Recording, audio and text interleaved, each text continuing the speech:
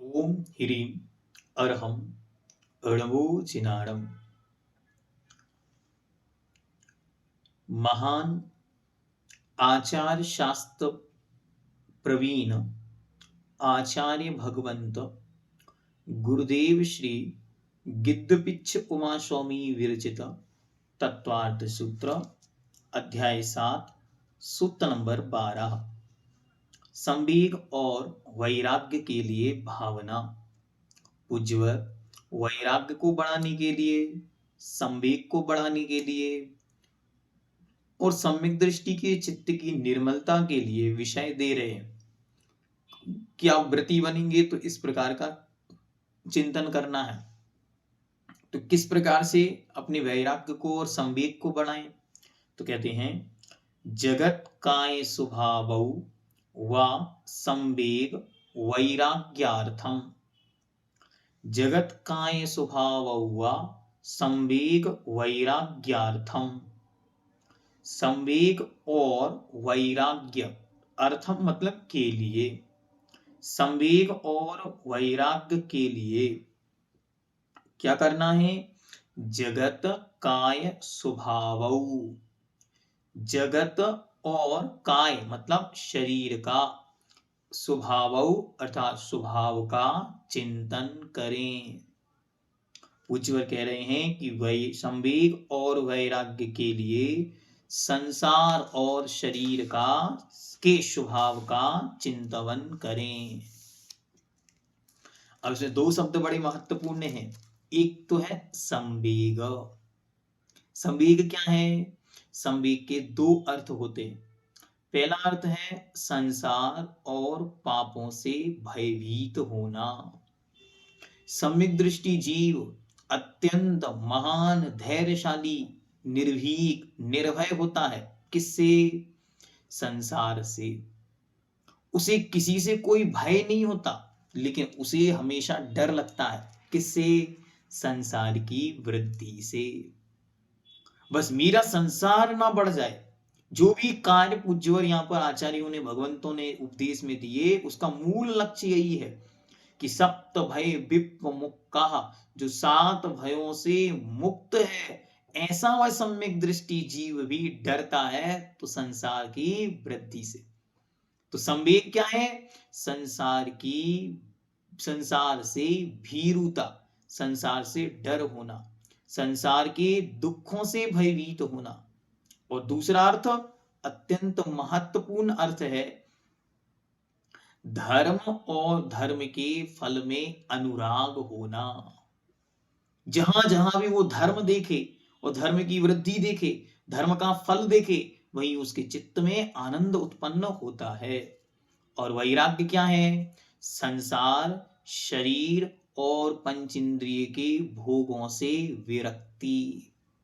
तो आचार्य भगवान कह रहे हैं, सुनो, अगर अपना संवेग बढ़ाना चाहते हो, संसार के प्रति भय उत्पन्न करना चाहते हो, तो क्या करो? जगत के स्वभाव का चिंतन करो। बार बार इस संसार का चिंतन करो। देखो संसार की दशा क्या है। यहां सब कुछ क्षणभंगुर है। प्रति समय यहां आश्रव बंद चल रहा है। प्रति समय यहाँ की स्थितियां क्या हैं? कोई भी घटना आपके सामने घटे, उस घटना पर तुरंत अपना चिंतन लेके जाओ, उपयोग लेके जाओ। इसी का नाम अवीक्षण ज्ञान उपयोग है। मात्र स्वाध्याय का नाम नहीं है, बल्कि हमारा हर चीज को घटना सुनते ही हमारा चित्त उस ओर चला जाए। उस ओर क्या जाए? हमारे चित्त में उस समय वैराग्य बढ़ जाए, संवेग बढ़ जाए। तो ये कह रहे हैं कि अपने संवेग को बढ़ाना है तो क्या करो? जगत के स्वभाव का चिंतन करो। संसार बढ़ रहा है प्रतिपल। किससे? आश्रव और बंध से। शुभ अशुभ परिणामों से यह संसार निरंतर बढ़ रहा है। ऐसा चिंतन करके वो अपने संसार से भयभीत रहता। और दूसरा, वैराग्य यदि अपना बढ़ाना है तो क्या करो? शरीर का चिंतन करो। हाँ, पूर्व में भी इस विषय में बहुत अच्छी तरह विषय आपको रखा था। अपने ही शरीर का चिंतन करो। देखते ही देखते शरीर किस तरीके से ढलता है, देखते ही देखते शरीर किस तरीके से बदलता है। और बड़ी बात और विशेष बात, देखते ही देखते जीव इस शरीर को कैसे त्यागता है। अंत समय कब उपलब्ध हो जाए, आपने प्लानिंग बना के रखी है, अमेरिका में फ्लैट ले लिया है, लंदन में बहुत सारी व्यवस्थाओं के साथ आप सेटल होने के लिए जा रहे हैं, और विद इन 42 सेकेंड आपकी पूरी जिंदगी राख हो सकती है। इसका नाम है संसार शरीर स्वभाव। ये जगत संबे वैराग्यार्थम, बार बार इसका चिंतन करने से वैराग्य बढ़ता है कि देखो शरीर की दशा क्या है। इसके लिए आपको अच्छी तरह वैराग्य भावना पढ़नी चाहिए कि जो संसार विषय सुख होता तीर्थंकर क्यों त्यागे, वो काहे को तप साधन करते संयम सो अनुरागे। अगर यहाँ सुख होता तो तीर्थंकरों के घर कौन से दुख थे। इस तरीके की भावनाओं का चिंतन निरंतर करते रहना चाहिए। इसलिए आपको संकल्प पूर्वक प्रतिदिन 24 घंटे में एक बार 12 भावना अथवा वैराग्य भावना, इनका पाठ निरंतर करने से वैराग्य और संवेग बढ़ता है। कभी अनुकूलता रही तो संवेग पर हम लोग और चिंतन करेंगे। बहुत महत्वपूर्ण है ये संवेग। इस संवेग के अंतरंग में बढ़ने से हमारा मन पापों से डरकर बचता है और पुण्य कार्यों और पुण्य के फलों में बार बार लगता है, और जितना ज्यादा उसमें लगेगा उतना ज्यादा स्वतः ही पाप कम होगा, पाप रुकेगा। ठीक है, तो अपनी अनुकूलता अनुसार इन पर चिंतन विचार अवश्य करना। अब पूज्यवर यहाँ पर पांचों पापों के लक्षण हमारे सामने रख रहे हैं। यद्यपि बालबोध भाग में हम पढ़कर आए हैं, लेकिन फिर भी प्रसंगवशात क्योंकि वे पांचों पाप अब छोड़ने हैं, तो जिन्हें छोड़ना है का पूज्य गुरुदेव ने वचन दिया। क्या वचन दिया? हाइको के रूप में, उन्हें भी जानो जिनसे बचना है पग पग पे। तो पांचों पापों से बचने का नाम ही तो व्रत है। इसलिए भी 5 पाप किस रूप में हैं, क्या हैं, इनसे बचने का पुरुषार्थ करने के पहले इन 5 पापों को अच्छी तरह जानो। तो सबसे पहले कहते हैं सूत्र नंबर 13, हिंसा पाप का लक्षण। प्रमत्त योगात प्राण व्यपरोपणम हिंसा। प्रमत्त योगात प्राण व्यपरोपणम हिंसा। प्रमत्त योगात अर्थात प्रमाद के योग से, अयत्नाचार पूर्वक प्राण व्यपरोपणम अर्थात प्राणों का विनाश या वियोग होना, वियोग करना, इसका नाम हिंसा है। प्रमाद के योग से अर्थात आयतनाचार पूर्वक मन वचन काय की प्रवृत्ति से यदि किसी के प्राणों का घात हुआ है तो उसका नाम हिंसा है। इस हिंसा का वर्णन आपको अच्छी तरह यदि कहीं पढ़ना हो तो पुरुषार्थ सिद्धि उपाय ग्रंथ के अंदर पढ़ो। वहां उन्होंने भाव हिंसा, द्रव्य हिंसा और हिंसा के भेदों प्रभेदों का बहुत सुंदर चिंतन पूज्यवर ने अमरचंद देव सूरी महाराज ने प्रस्तुत किया है। यहाँ मुख्य शब्द है प्रमत्त योगात, प्रमाद के योग से, और ये शब्द एक प्रकार से आदि दीपक है। अब जो आगे आने वाले पांचों पाप हैं उनमें ये शब्द आपको जोड़ना है, यद्यपि सूत्र में नहीं है लेकिन अब सब सूत्रों में आपको इसको जोड़ना है। तो प्रमाद के योग से, तो क्या कह रहे हैं, प्रमाद क्या है?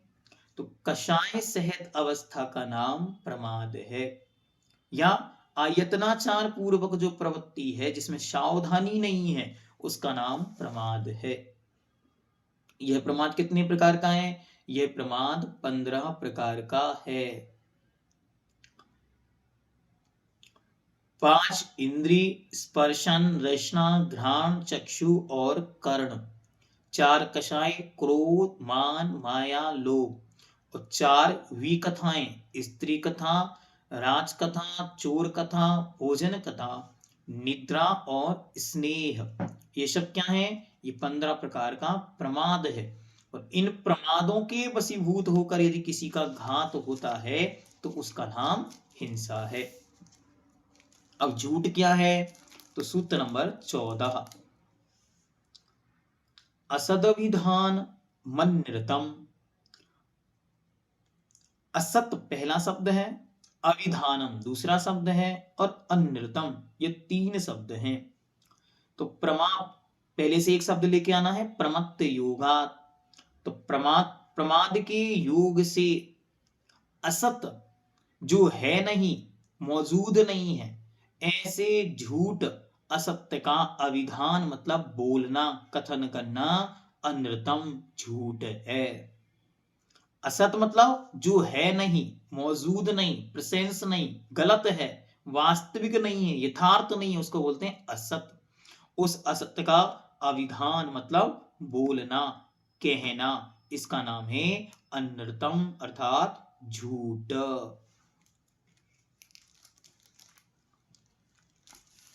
हमेशा हर चीज में क्या लगाना?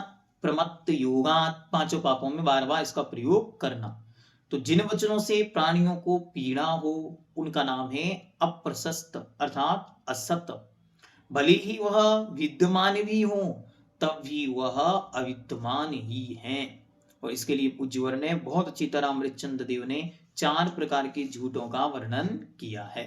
ठीक है, चलिए आगे। चोरी का लक्षण, अदत्ता दानम स्तेयम, अदत्ता दानम स्तेयम। इसको अलग करेंगे तो अदत्ता एक शब्द बन जाएगा, या अदत्त एक शब्द और आदानम 2 शब्द बन जाएंगे। ठीक है, अदत्त और आदान। हाँ, बहुत सारे लोगों ने बहुत बार सूत्र पढ़ा और उसके नीचे के लिखे हुए हिंदी के अर्थ भी पढ़ लिए, लेकिन मूल में सूत्र में क्या अर्थ है ये उनकी बुद्धि में नहीं आता। इसलिए हमने ये प्रयास किया है कि आपको मूल सूत्र भी उस रूप में समझ में आ जाए जिस रूप में वो है। ठीक है, असत, अविधानम, अनृतम। अभी 3 शब्द हैं, ये नहीं पता, नीचे की हिंदी पढ़ के अर्थ तो समझ में आता है। अब देखो यहाँ पे अदत्ता आदानम स्तेयम या अदत्त आदानम स्तेयम। अब दान शब्द तो पढ़ रहे हैं, किसका दान ये समझ में नहीं आता। ठीक है, तो यहाँ पे 3 शब्द हैं। पहला शब्द है अदत्त, दूसरा शब्द है आदान और तीसरा शब्द है स्तेयम। अदत्य बिना दिए, दत्त मतलब देना और अदत्त मतलब बिना दिए। आदानम, आदानम मतलब लेना, दान मतलब देना और आदान मतलब लेना। तो बिना दिए ले लेने का नाम स्तेयम चोरी है। किसके में? प्रमत्त योगात। तो सूत्र क्या बनेगा? प्रमत्त योगात अदत्त आदानम स्तेयम।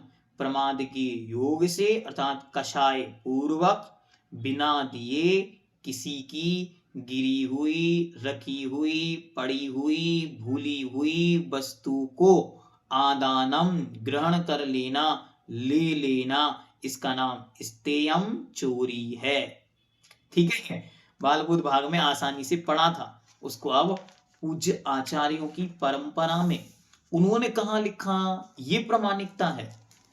बालबुद्ध भाग में आपने पढ़ लिया, लेकिन अब मूल में उसका स्रोत कहां से है, तो ये मूल में उसका सूत्र रूप में स्रोत यहां से है, ऐसा जानना। ठीक है, अब आगे कहते हैं अब्रह्म अथवा कुशील पाप किसको कहते हैं?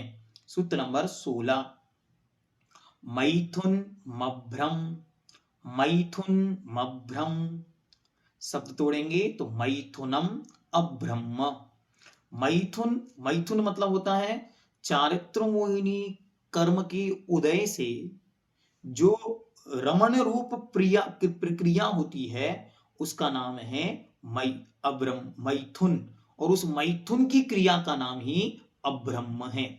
ठीक है, तो चारित्र मोहिनी कर्म के उदय के होने पर राग से युक्त होकर स्त्री और पुरुष के एक दूसरे को स्पर्श करने की जो इच्छा होती है उसका नाम मिथुन है, और उस मिथुन के भाव अथवा कार्य का नाम मैथुन है। और उस मैथुन से जो परिणति बनेगी, उस प्रवृत्ति बनेगी, उसका नाम अब्रह्म है, क्योंकि वो हमें आत्मा से दूर करता। आत्म ब्रह्म मतलब होती है आत्मा, वो आत्मा से दूर करके शरीर की ओर ले जाती है, इसलिए उसका नाम हो गया अब्रह्म।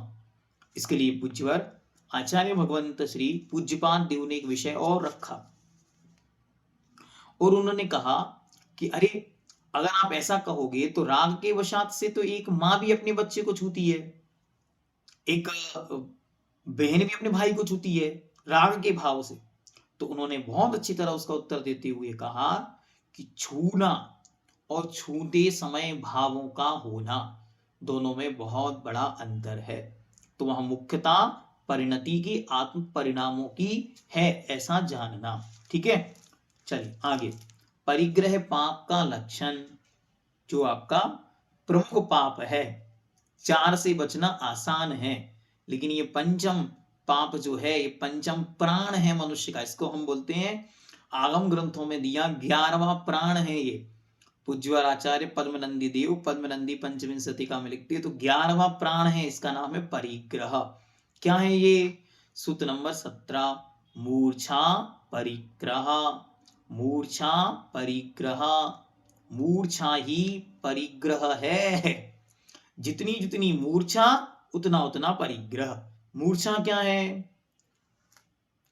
पदार्थों में ममत्व भाव का नाम मूर्छा है। यह मेरा है, बस यहां जो भाव आया उसी का नाम मूर्छा है। हाँ, अच्छी तरह से विचार करो। आप मोहल्ले में घूमने निकले, कितने घर हैं वहां कॉलोनी में? 6 घर हैं मानो, इस तरफ 6, एक 6 तरफ, इस तरफ 6, 12 घरों में से किस किस घर को देख के भाव आ रहा मेरा है? जिसको देखकर भाव आ रहा है मेरा है, वो आपका परिग्रह है। और जिसको देख के भाव नहीं आया कि ये मेरा नहीं है, वहां आपका परिग्रह नहीं। अब जितनी चीजों को देख देख कर आपके अंतरंग में भाव आ रहा है ये मेरा है, वो आपका परिग्रह है। इसके लिए बहुत अच्छा उदाहरण, एक बहुत सुंदर उदाहरण दिया।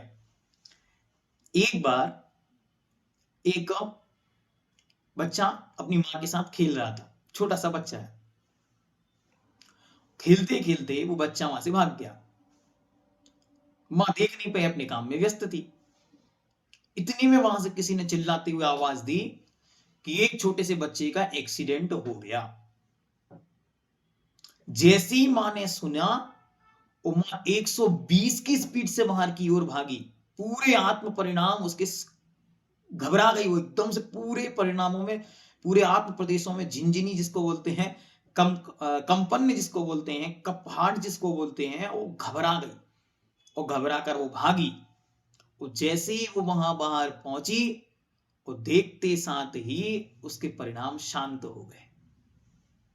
क्यों?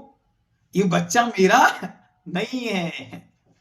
ये क्या है? इसी का नाम मूर्छा परिग्रह। कि जहां ममत्व परिणाम है, मेरा है, तो मेरा बच्चा बाहर गया था, उसका एक्सीडेंट हो गया है, आत्म परिणामों में उथल पुथल है। तो जैसे ही पता चला कि वो मेरा बच्चा नहीं था, तो परिग्रह का बोझ उतर गया, मूर्छा समाप्त हो गई। तो अब कोई भाव नहीं है। दया आ जाए, करुणा आ जाए, वो अलग विषय है। अभी तो केवल परिग्रह की बात करो। तो ऐसे ही घर में रखी हुई एक एक सामग्री, चम्मच चम्मच, हाँ बहुत अच्छी तरह ध्यान रखो। किसी के यहाँ आपने भोजन में कोई सामग्री दी, एक प्लेट दी, 4 कटोरियां दी, एक उसके साथ 4 चम्मच दे दी। अब क्या होगा? उसके 150 बर्तनों में आप पहचान के निकाल के लाओगे, ये हमारी चम्मच है, ये हमारी कटोरी है, ये हमारी प्लेट है। क्या है? मूर्छा परिग्रह। ये मेरा है, ऐसा ममत्व भाव परावर लगा हुआ है। हाँ, मूर्छा का अर्थ, मूर्छा मतलब ममत्व, ये मेरा है। बहुत अच्छी तरह, इसलिए बार बार बार बार बार बार याद रखो, बार बार बार बार याद करो। जिस जिस चीज को आपको लगे ये मेरा है, बस तुरंत आपके दिमाग में आ जाए ये परिग्रह है। अब इसमें मर्यादा करनी पड़ेगी, इसमें सीमा करनी पड़ेगी, इसमें हमें ममत्व का त्याग करना पड़ेगा। अब घर में आज बैठ के अच्छी तरह देख लो, कितनी चीजों में आपको लगता है ये मेरा है, ये मेरा है, ये मेरा है। जो जो मेरे वाले हैं वे सब मेरे परिग्रह हैं। जहां जहां आपको लगे ये मेरे नहीं है, ये मेरे नहीं है, ये मेरे नहीं है, बस अब आप निराकुल रहो, निर्विकल्प रहो, शांत रहो, सहज रहो। पर ऐसा होता नहीं। इसके लिए एक बहुत अच्छा संस्मरण आपको सुनाते, किसी ने याद दिला दिया, हम बताते। पूज्य गुरुदेव निर्यापक श्रमण मुनि पुंगव सुधासागर जी महाराज उस समय शायद ईलक अवस्था में रहे होंगे और मुक्तागिरी का ही प्रसंग है। इन्हीं बिहार का कहीं प्रसंग है, शायद मुक्तागिरी की तरफ जा रहे थे या वहां से आ रहे थे। तो रास्ते में पूज्य गुरुदेव आचार्य भगवान विहार करके आए और आके पाटा पर विराजमान हुए।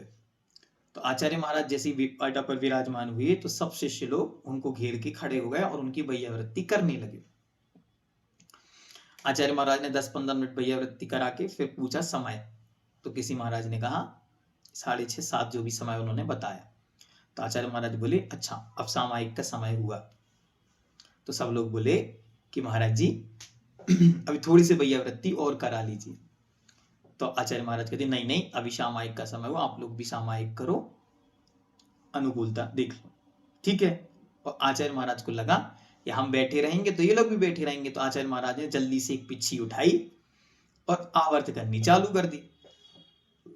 अब महाराज आवर्त कर रहे थे, सब लोग अपनी अपनी पिच्छी उठा के और आगे बढ़ते जा रहे थे, बढ़ते जा रहे थे, बढ़ते जा रहे थे।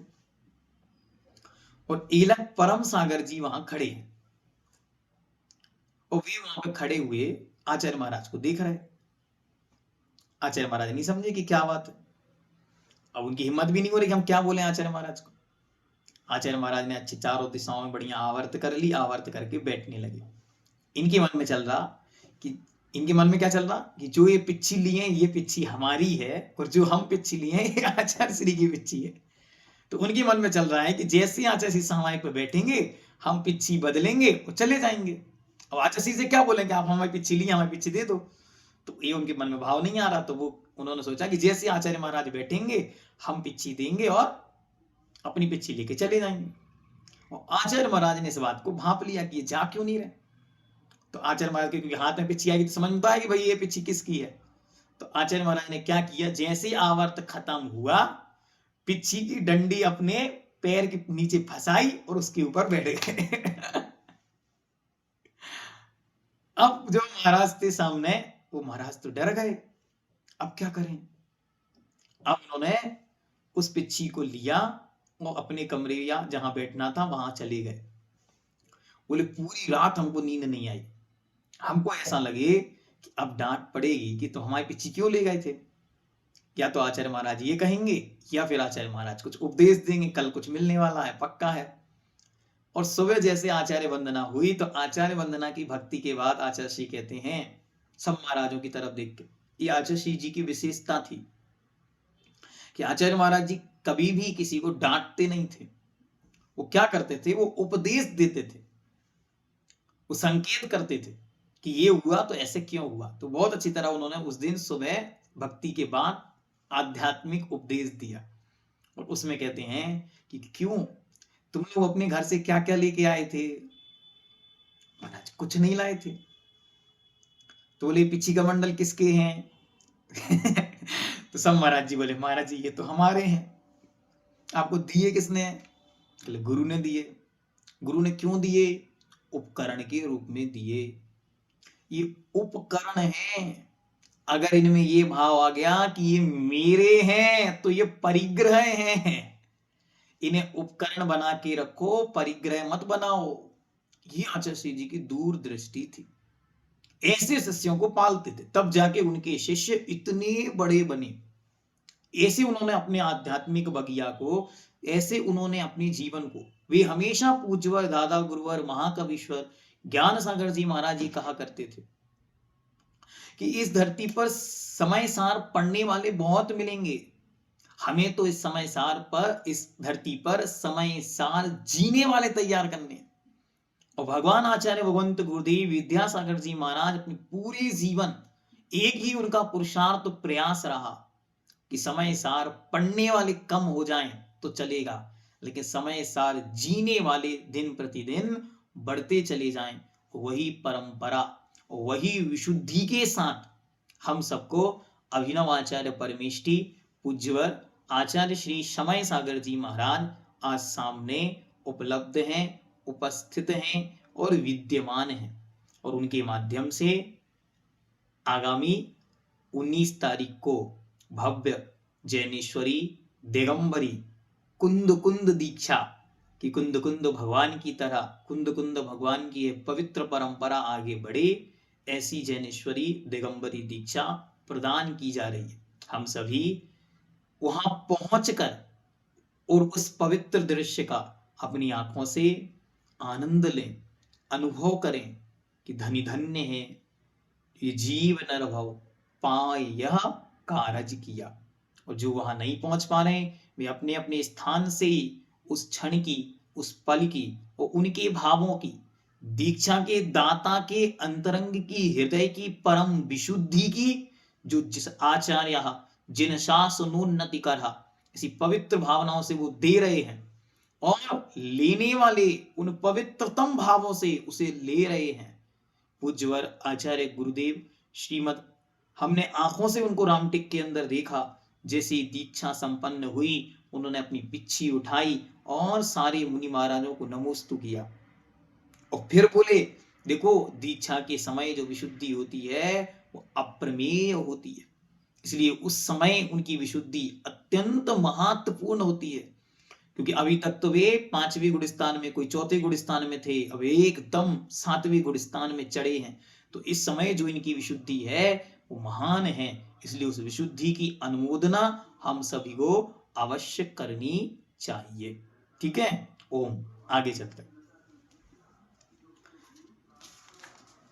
अब कहते हैं व्रती कौन है?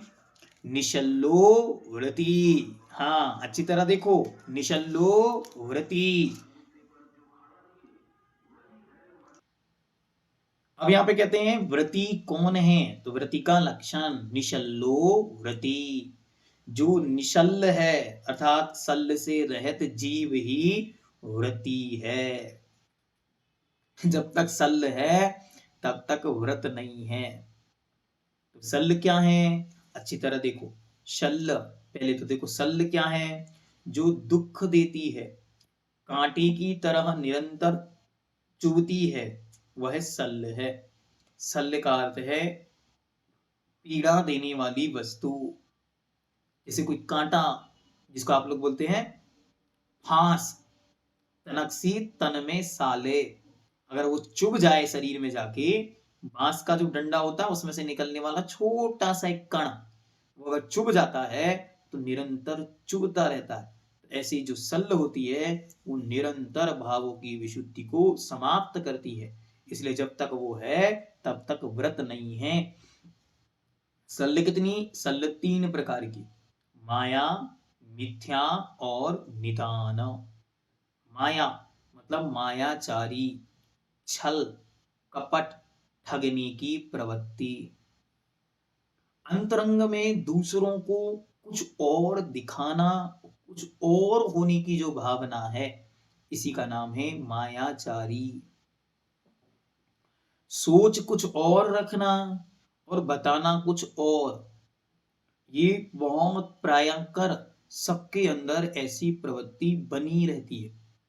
इसलिए व्रती बनने के पूर्व में इसका अभ्यास करना चाहिए, इन ग्रंथों का पाठ करके, और इससे बार बार अपने मन में ये प्रवृत्ति लाएं, हम जो बाहर में हैं या तो वो अंदर में बन जाएं, या जो अंदर में हैं वो बाहर में करना चालू कर दें, अथवा दोनों में कुछ गड़बड़ी है तो हम तीसरे प्रकार की प्रवृत्ति की ओर बढ़े, जिसमें जितना हम करें उतना अंदर बाहर एक जैसा हो।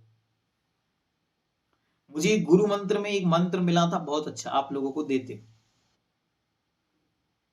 पूज्य गुरुदेव अतुल सागर जी महाराज ने एक सुंदर मंत्र दिया।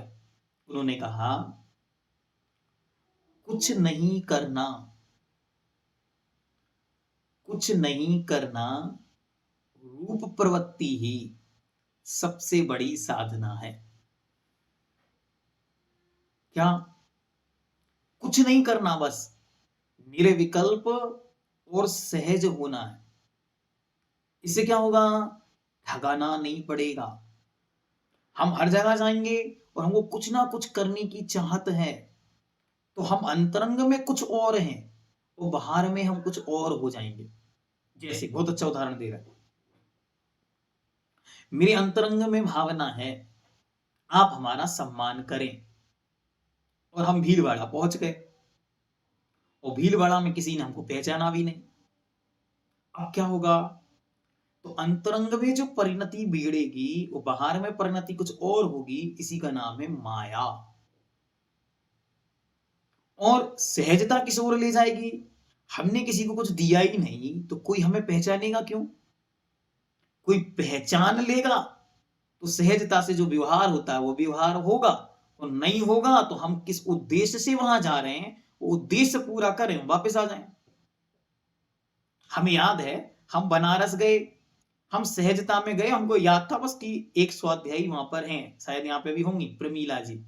हमको नहीं पता था और कोई वहां है, हम बस एक ही जन को पहचानते थे, लेकिन हमने उनको कोई सूचना नहीं दी क्योंकि हमारा भाव था केवल स्टेशन से उतरना, पार्श्वनाथ भगवान की जन्मभूमि का दर्शन करना, एकाध भूमि का दर्शन और हो जाए तो दर्शन करके और अपनी दूसरी ट्रेन पकड़ना और लौट के चले जाना। ये हमारा रूट था, इसलिए हमने कहा किसी को बताने की आवश्यकता नहीं।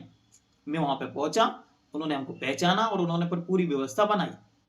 लेकिन हमारे अंदर यदि ये भाव आया तो कि हमारे लिए कोई वहां पहचाने, कोई हमको जाने, कोई हमारे साथ अच्छा व्यवहार करे, और फिर भानु वहां पे किसी ने नहीं किया तो क्या होगा? सब गड़बड़ हो जाएगी। तो यही वृत्ति को बार बार चाहिए कि वृत्ति को मायाचारी नहीं करनी, छल कपट नहीं होना चाहिए, अपने आचरण में सहजता की प्रवृत्ति हो। तो पहले सहजता आएगी फिर व्रत आएंगे, इसलिए पहले सहज बनो फिर व्रतों को धारण करो। पहले अभ्यास करो बार बार सहजता का। हम अंतरंग में और बहिरंग में एक जैसे रहने की कोशिश करें। हम जहां रहें, कोई हमसे कहे कि बोलना है, ये माइक पकड़ो बोलो, माइक रखने के बाद परिणाम शांत, फिर उतल पुतल नहीं होनी चाहिए। कोई हमें सम्मान दे, उतना सम्मान उसने दिया, ये सम्मान हमारा नहीं, ये उसके अंतरंग में जो प्रमोद का भाव उत्पन्न हुआ है उसका भाव है, हमारा भाव नहीं है। ऐसा विचार करने से सहजता उत्पन्न होती। ऐसे ही जीवन में कोई व्यक्ति आपके सामने अपशब्द बोल दे, कोई गाली दे रहा है या कोई अन्य प्रकार से व्यवहार कर रहा है, हमेशा दिमाग को एकदम उन्नत बनाओ। उन्नत बना के क्या चिंतन करो? सामने वाला उतना ही व्यवहार करेगा जितनी उसकी समझ और शिक्षा होगी। उसके व्यवहार में गलती नहीं है, बेचारे ने प्राप्त ही वह किया है। जितनी उसकी अपनी शिक्षा और समझ है उतनी ही उसकी प्रवृत्ति होती। इसलिए हमेशा बार बार सहजता का अभ्यास मायाचारी से बचाता। इसलिए हम आपको बार बार कहते हैं कि सहजता की ओर आना है। बैठ के शांति से अपने से कहो, मेरा मन, मेरा वचन, मेरा काय सहज बने, मैं सहज रहूं।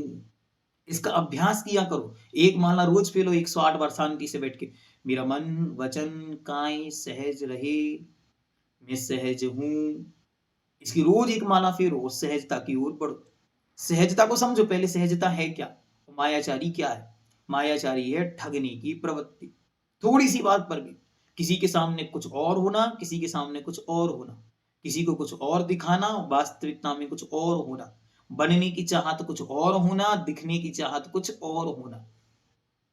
जितने जितने लोगों में अभी इतनी प्रवृत्ति नहीं आई कि हमको कहाँ कैसे दिखना है, कैसे रहना है, कैसे बनना है, तो वह सब असहज है। इसमें एक बहुत अच्छा हम अपने निजी जीवन का अनुभव आपको बताते हैं। हमेशा हमेशा ये देखो, दुनिया में 90% लोग असहज महसूस करते। किस चीज की असहजता है?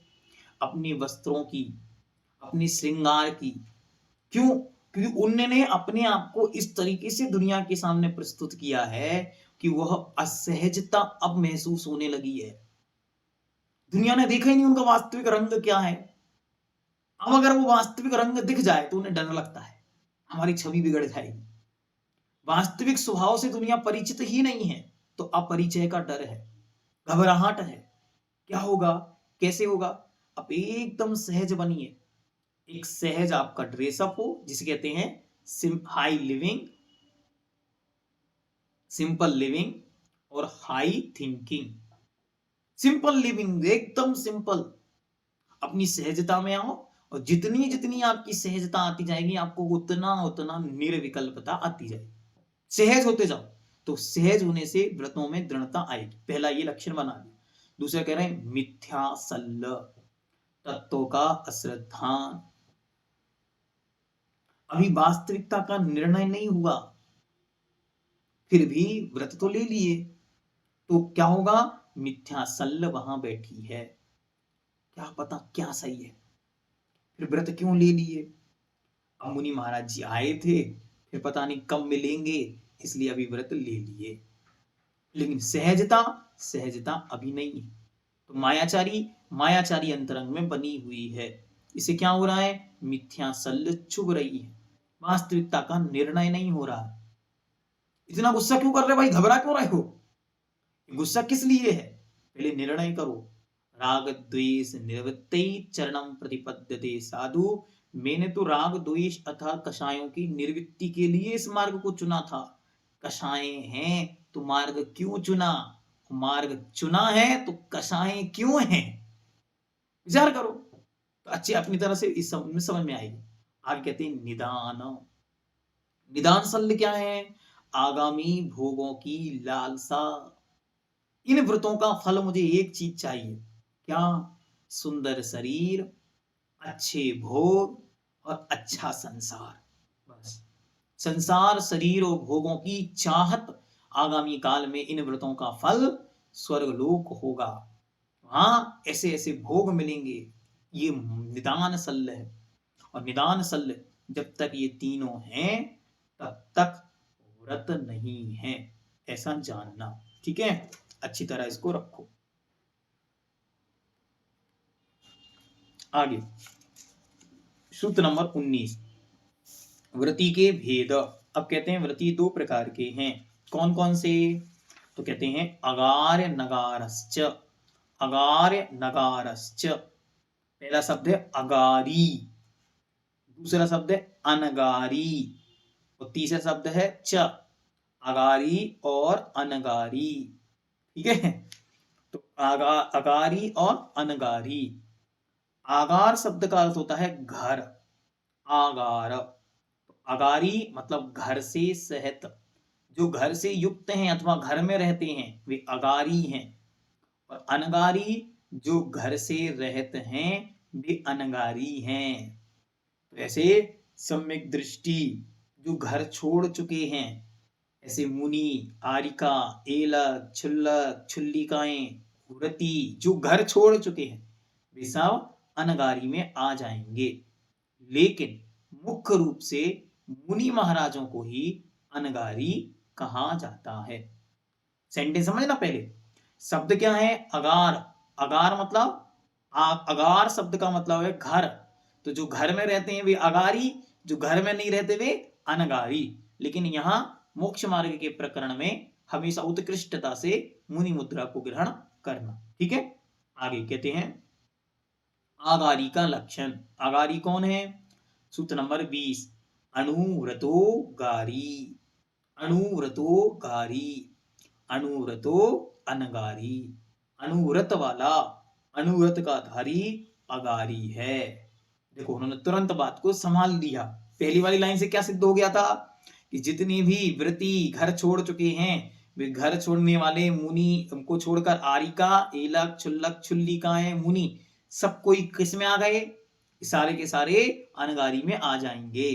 लेकिन आचार्य महाराज ने कहा नहीं, ये इष्ट नहीं है, इसलिए उन्होंने कह दिया अनुव्रतो गारी, जिन जिन के पास अनुव्रत हैं वे सब अगारी हैं, ऐसा जानना। तो अनुव्रत तो आप जानते ही हैं, अहिंसा अनुव्रत अर्थात स्थूल रूप से हिंसा का त्याग, सत्यानुव्रत स्थूल रूप से असत्य का त्याग, आचौर्यानुव्रत स्थूल रूप से चोरी का त्याग, ब्रह्मचार्यानुव्रत अपनी स्त्री स्व स्त्री के अलावा संपूर्ण पर स्त्रियों का त्याग, और परिग्रह परिमाण व्रत, अपनी आवश्यकता, योग्यता और पात्रता के अनुसार सामग्री को रखना और बाकी सबका त्याग करना। इन पर फिर कभी विस्तार से चर्चा हम करेंगे। अनुव्रतों को सबको अपने जीवन में संकल्प पूर्वक अनुव्रतों को धारण करना ही है। बिना धारण करे ये प्राण ना निकले, ऐसा कायोत्सर्ग कर लो। बिल्कुल सब कि बिना व्रती बने मरना ही नहीं है। सबको ऐसा संकल्प करके इन 12 व्रतों की, अनुव्रतों की मुख्यता से बार बार अपने को दृढ़ और मजबूत बनाना है। ठीक है, प्रयास रहेगा कि एक अनुव्रत, 12 व्रत और प्रतिमाओं को लेकर एक स्पेशल सेशन आपके साथ रखेंगे समय पर। ठीक है, तो समय का इंतजार करें। तब तक के लिए जैनम जयतु शासनम।